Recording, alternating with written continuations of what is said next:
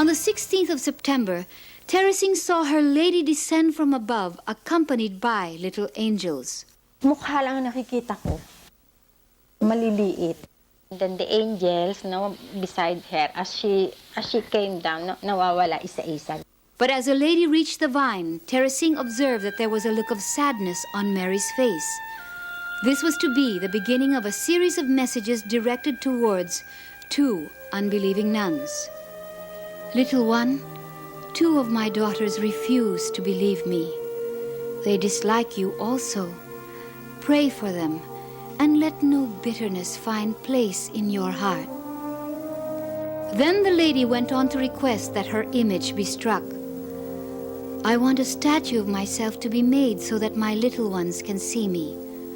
Describe me to your chaplain, because I wish my statue to look as you see me, and to be as large as that of Our Lady of Lourdes, which stands inside the cloister.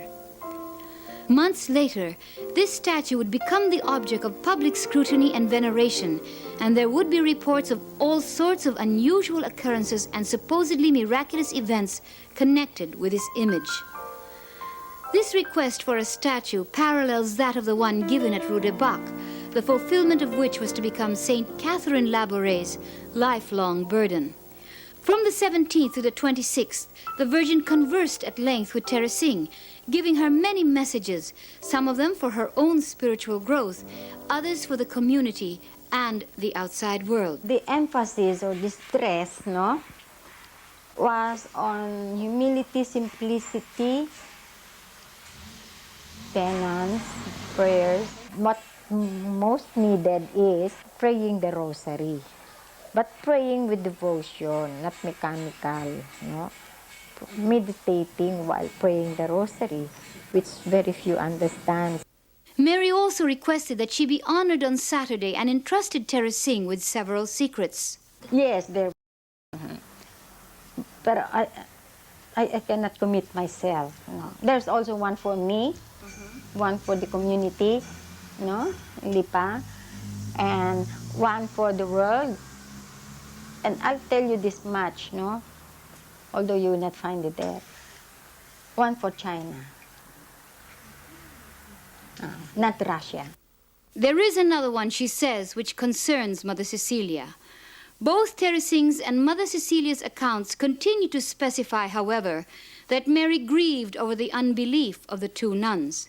Mother Jacinta, now prioress of Carmel, then a postulant, admits to her own severe doubt at that time. It is not only in this particular apparition that I'm not enthusiastic. In general, I'm not enthusiastic about apparitions. I only believe in apparitions that are approved by the church. So, exteriorly, I would accept that it's nice, but interiorly, I do not like it. I do not really like to be the visionary, but maybe there is a bit of competition, or who is this interesting, who will be so privileged, something like that. She held on to her disbelief for 40 years, but has since come to a change of heart. As the apparitions at the Vine progressed, however, the lady's lamentation began to focus on one unbelieving nun, whom she did not name, but whom she asked much prayer for. Her soul and salvation is parang means so much to her. That's why she said, help, no? And tell the sisters to pray. But ako naman, we didn't know who the sister. I did not ask naman who, no? Because I don't like naman to ask. It is, of course, impossible to say for certain who the Virgin was referring to.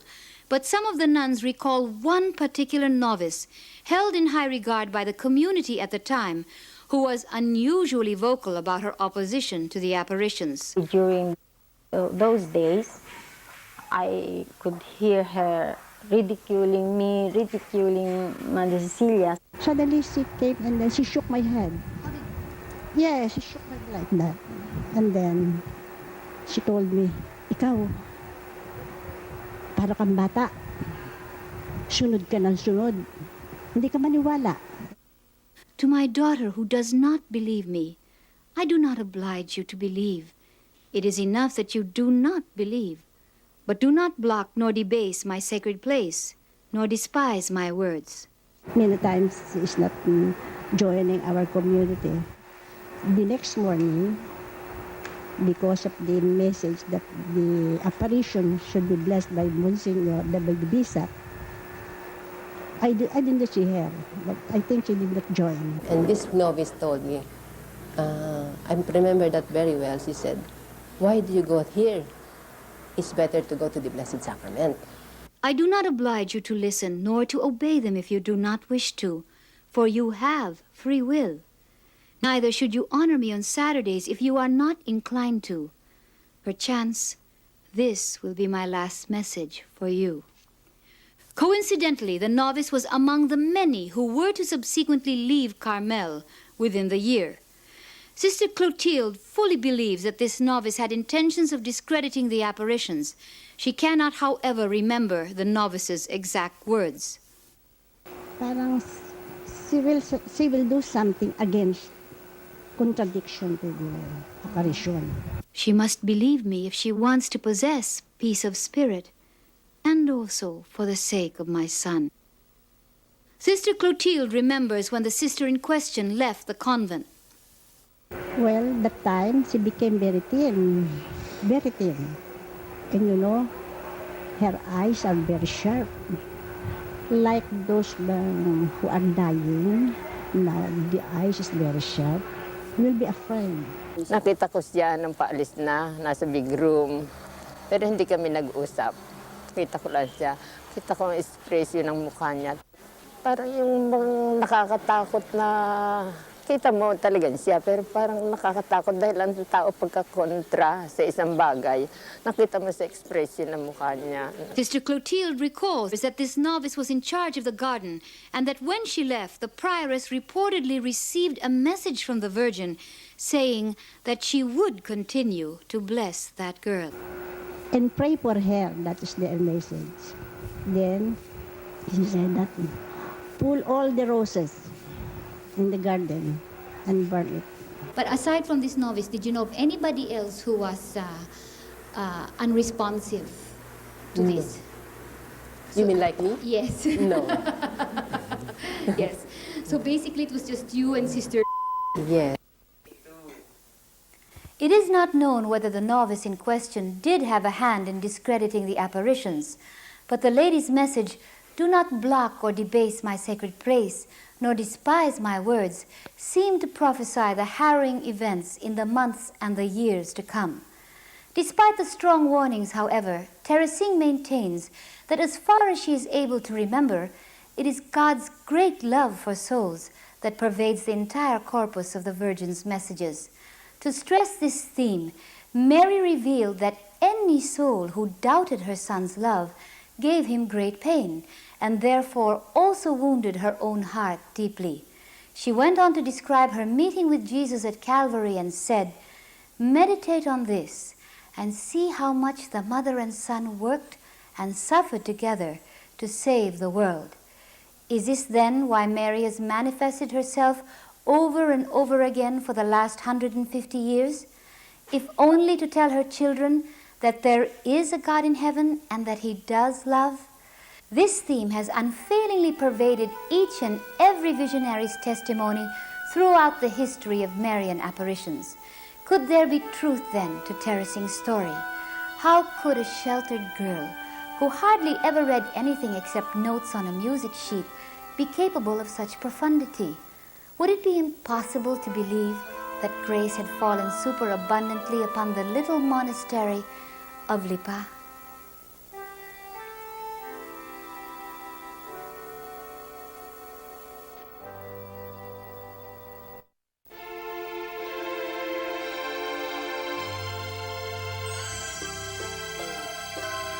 In the course of the apparitions, the lady reportedly allowed the prioress to reveal to the entire community some of the events that had been happening to Teresing, events of which they had no prior knowledge. From then on, the community was kept informed. We seldom talk to each other.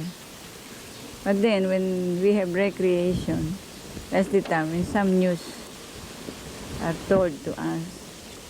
So those who believe, you can see in their faces, they're all very happy. We clap the hands and we really show our happiness. Well, there are others who are silent. We don't know what is in their heart. On September 26th, the lady appeared for the last of the promised 15 days. She counseled the community to love one another, encouraging simplicity, humility, and obedience, and stated that her Son was the way, the truth, and the life. She asked that a Mass be held on the 12th of every month. She reminded the community to consecrate themselves to her. Before vanishing, she finally identified herself, saying, "I am Mary, mediatrix of all grace."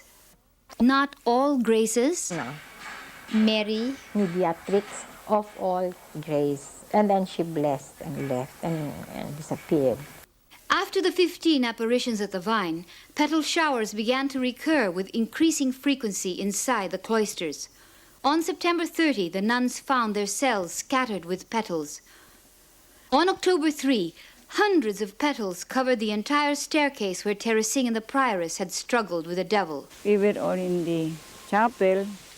I forgot my meditation book, so I asked permission. Can I go up to get my meditation book?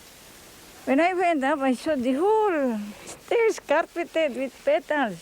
You know the stairs going up, the one there with the out sisters, no? That going full, no full. So I shouted, shower, shower. And when it's like that, we all ran. The atmosphere of the convent was euphoric. To cries of "shower, shower," the nuns would come running to gather the petals excitedly like children scrambling for scattered coins. I remember there was a shower there, and there was also a shower doon sa end of this cloister. At this time, the angels were also said to have visited Teresing in her cell. Sister Clotilde recounts Mother Cecilia telling them this.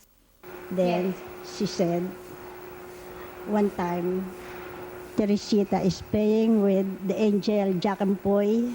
Jack and Poy with the angel. Playing here. She told us. And then one time the angel, I think, was stayed on her lap. And then she gathered the clouds. It's not the angel when you show the picture that there is a little clouds, ano. Then she gathered it like cotton. But it is disappearing little by little. That she wrapped it in a piece of paper. Yan. But she showed that, and then she closed afterwards. She showed you the paper. The piece of clouds that she gathered on the lap of the You Rosita. saw it? Yes, it is like a cotton. Then nadudula man agad. And then one time, Teresita was not able to hear mass. She's on bed. Then when Mother Cecilia went up, she told us the angel brought her communion because when she arrived there, Teresita opened her mouth and she showed the post inside her mouth. The idea of receiving communion from an angel may have seemed blasphemous at the time, for little was known of the fact that Lucia of Fatima had also received communion in a similar manner, as had Melanie of La Salette, or so she claimed.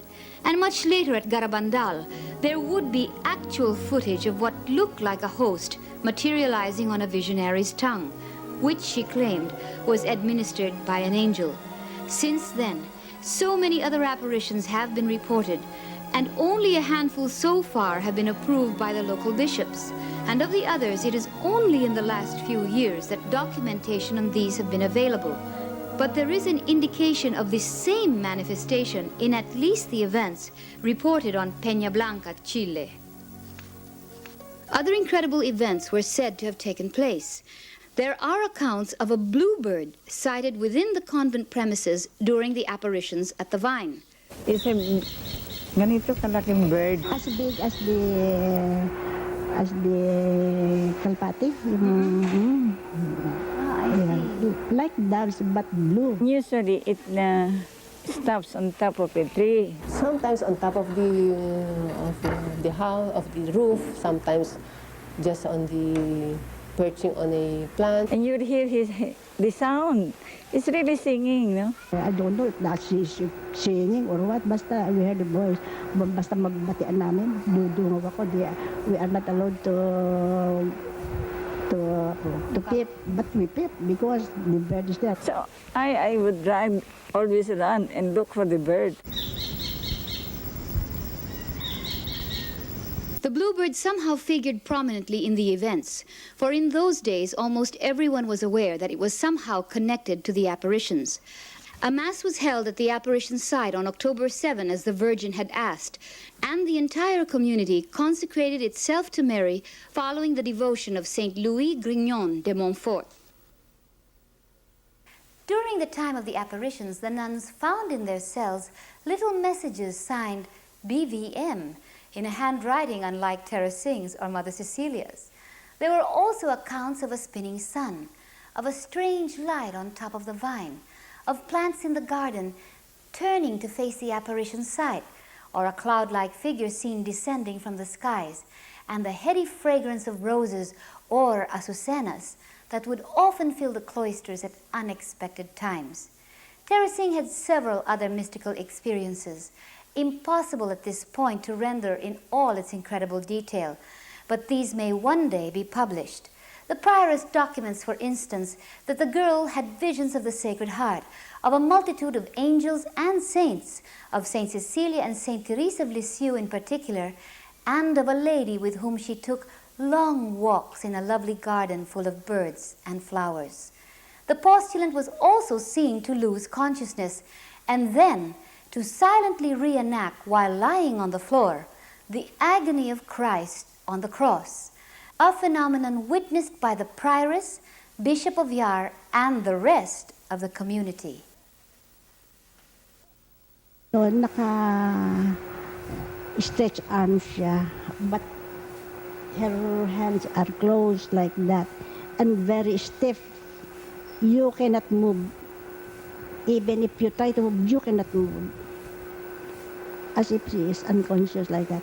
And her feet is together, like the crucifix ba. Her hands stretched, no? And we tried really to bend. Nothing. You could not. But very stiff, really, no? Her face is very sad. And I feel she's really enacting the agony. The 7 last words would be reenacted. And we really did see it. I really did see it. Talagang kitang-kita mo kung ano yung first word hanggang sa 7th word, yung iyon ang nakikita mo sa kanyang mukha. Lalo na noong yung I thirst, talagang ang lawit ng dila niya, ang laki. And then, my God, why have you first? And she was looking like that. At saka yung sa last niyang into thy hands I commend my spirit, maganon Talagang akala namin namatay, sumigaw na kami, naku, akala namin namatay talaga, oo. It is interesting to note that this same phenomenon finds parallel in at least one other current-day apparition, that of Naju, Korea, where the visionary Julia was also observed to undergo the Passion of Christ in the presence of many priests and religious. In Naju, however, the phenomenon progressed to another stage. Stigmata and marks of other torture were seen to appear on the visionary's body.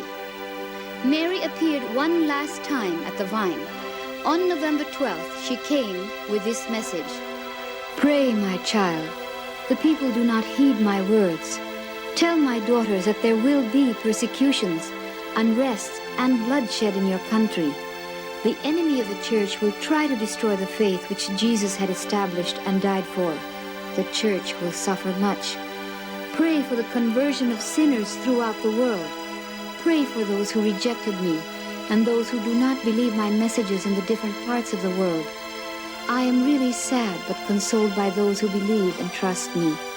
Spread the meaning of the rosary, because this will be the instrument for peace throughout the world. Tell the people that the rosary must be said with devotion. Propagate the devotion to my Immaculate Heart. Do penance for priests and nuns. But be not afraid, for the love of my Son will soften the hardest of hearts, and my motherly love will be their strength to crush the enemies of God. What I ask here is the same I asked at Fatima. I bless this community in a very special blessing. All these can be revealed now. I repeat to you that I am Mary, mediatrix of all grace. This is my last apparition here." And with this, she rose up to the clouds and disappeared. Her words were prophetic, for great persecution was to follow, and many lives and reputations would be ruined. The lady's visit at the vine had come to a close. But one final phase of the apparition was yet to unfold. One incredible phase that was to fascinate an entire nation and bring to public attention the young visionary of Lipa and the messages of the beautiful lady on the vine.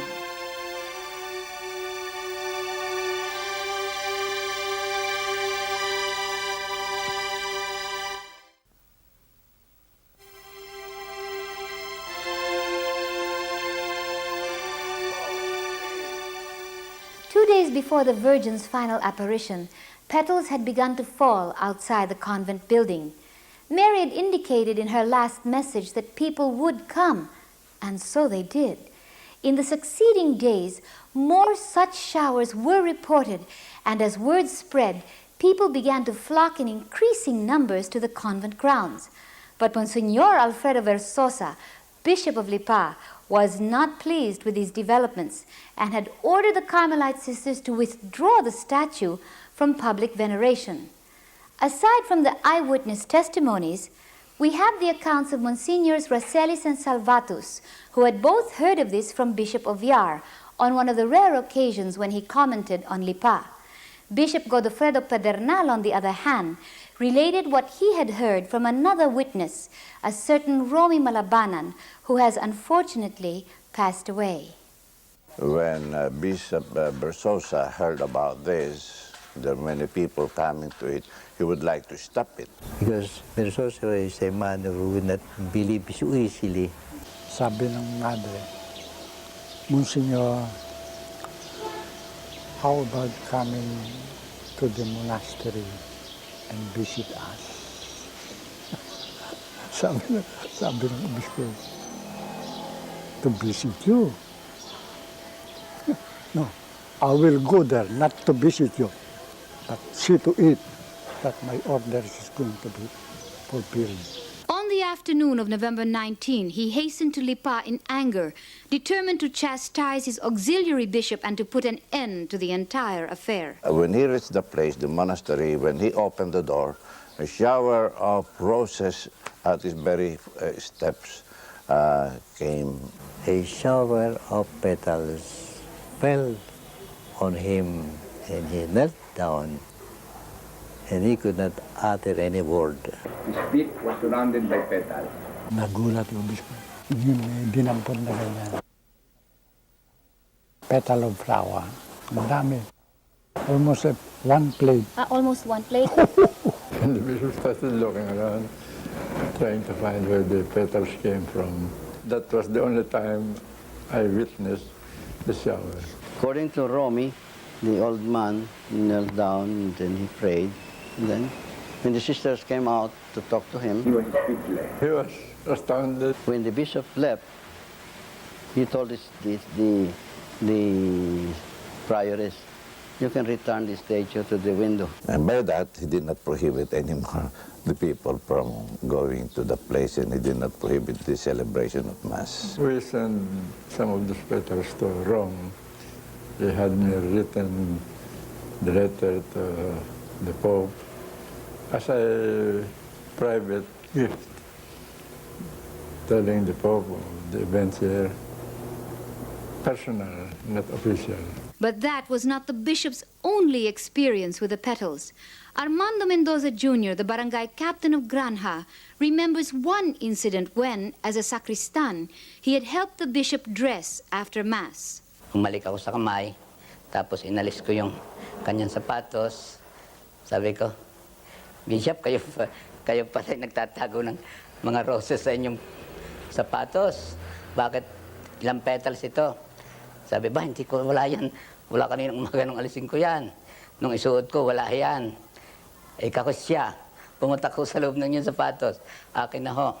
Siguro pag hindi 3, 4. Kinuha niya ang 2, binigay sa akin ang 2. Parang manghang-mangha siya. Much later, on December 6, 1948, an official account of the apparitions at the Vine would be published with Versosa's imprimatur.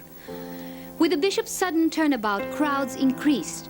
The press caught wind of the incredible events, and from November 1948 until after the verdict was released in 1951, the national dailies carried news of the famed petal showers of Lipa.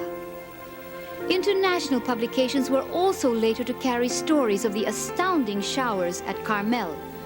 Public response was tremendous. Lipa became a virtual mecca of devotees and was hailed as the next Lourdes. Thousands upon thousands from all over the country poured into the city and into the yard of the Carmelite convent. And characteristically, Filipino film producers simply could not resist turning it into a movie, featuring two of the country's most popular stars. In November 1948, the newspapers published accounts of the visit of Mrs. Aurora Quezon, wife of the late President Manuel Quezon. Dumating daw siya, puno ng tao, hindi siya makapasok. Ngayon, kagisa-gisa, nagkaroon ng komosyon. Ano yan, ika niya? Ay marami hong petal na laglag. Yung kasama niya, na bayaw, nalaglag sa harapan niya isang petal. He happened to be a Mason. That converted him, the petal. In June 1949, then President of the Philippine Republic, Elpidio Quirino, attended Mass and joined the vast crowds milling around the convent in hopes of witnessing a petal shower. Masses were held daily at the convent grounds, rosaries said constantly. Hundreds lined up in the hot sun waiting for their turn to pray before the image of Mary, mediatrix of all grace. The statue, which had been commissioned and finished in October, was encased in glass and exposed to the public with Versosa's permission. Novenas stamped with the imprimatur of Bishop of Yar were distributed.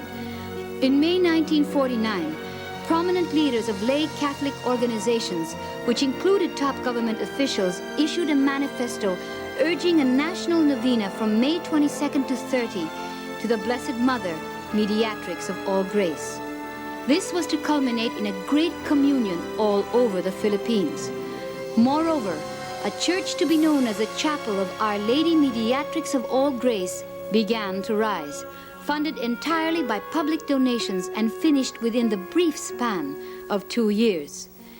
Estimates of the crowds at Lipa numbered into the thousands. On November 28, for instance, the Manila Times reported 30,000 people present at the convent.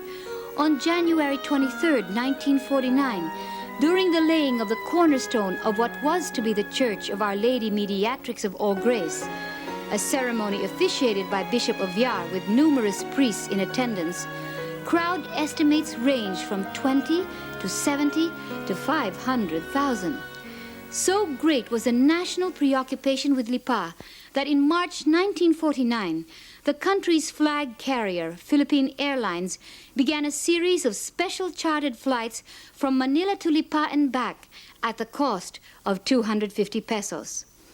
All I can remember at this point is that I was only one of a virtual mob, you know, buses, private cars, jeepneys, all making a beeline and making a pilgrimage full of people whom I could sense a certain deep and abiding faith in the Virgin.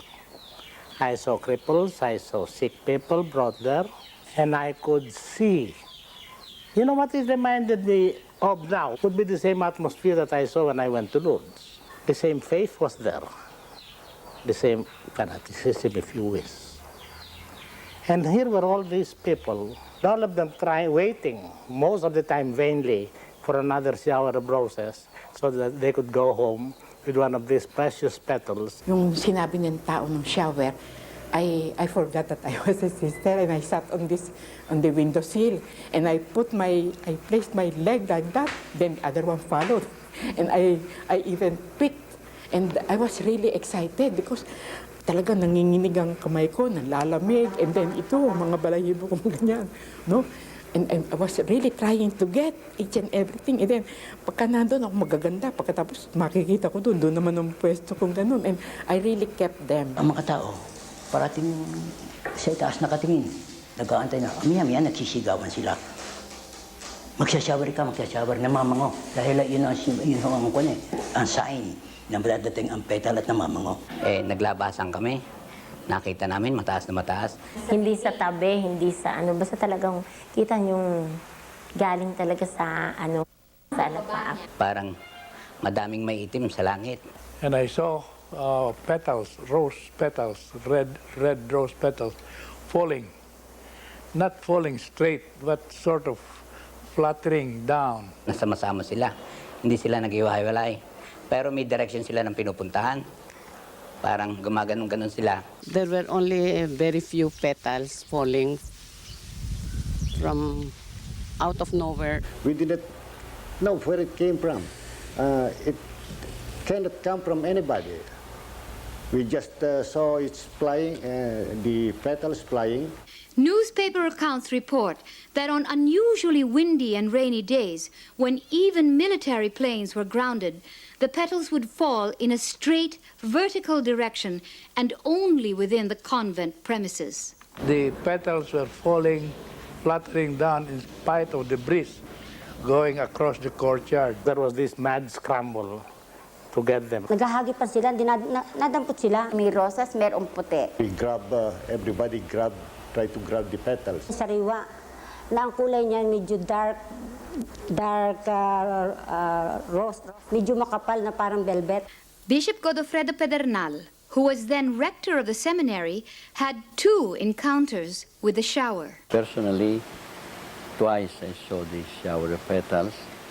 The first time is it was falling down from the gutter of the building, the convent.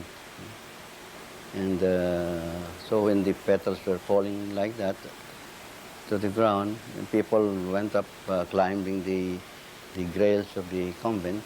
The description of his second encounter with the petals is even more amazing, for he saw an entire rose materialize out of thin air. About 10 meters. It just appeared maybe 6 feet from the ground. Just a rose, and then the petals fall, and the people around, the rust there, I could not go to pick up maybe a petal, but because the people started to go there.